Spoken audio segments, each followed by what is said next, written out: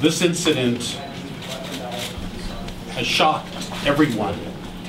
When the incident was first reported, myself and anyone else in the community, the Jewish community in particular, could only go back to what happened a couple of weeks ago in Har Nof, in a synagogue where people were attacked.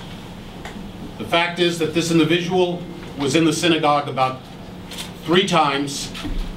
Very serious type of situation that concerns everyone. 10 minutes ago, as I was getting out of my car, the mayor called me. He made it very, very clear that that police presence throughout the city is being dramatically increased because there is a lot of concern.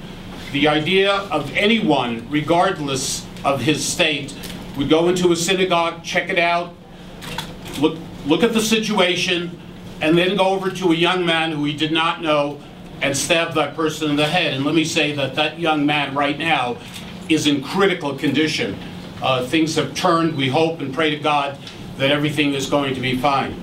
The mayor also said very, very clearly, and I feel the same way, I think we pretty much all do, the tremendous role that the New York City Police Department played in this particular incident.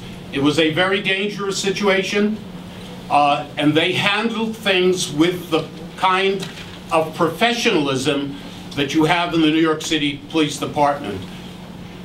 No department, no group of people are ever perfect, but they did a magnificent job. And 770 is a symbol throughout the world. When something happens at 770, Lubavitch headquarters, throughout Jewish communities in the world, they know what Lubavitch is, and they know what 770 represents. So there is concern. The question of how do you deal with something like this when someone enters a synagogue? In this particular case, there was a police presence 150 feet away, and the police were there within moments. That will not always be the situation, and that's something we all have to think about collectively. But I thank the mayor, I thank Avi Fink, who's here representing the mayor, who's been here for the past 12 hours, out there in the streets, in the rain, being on top of the situation. When things were first reported, you could just imagine the kind of trepidation, the kind of concern that existed throughout. And that concern is still there. So I want to thank the borough president again. One thing that we have here is standing together and working together and sending a very, very clear message that we are all the same.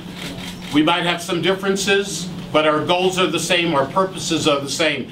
But there is a lot of concern out there with regard to the fact that something like this happened.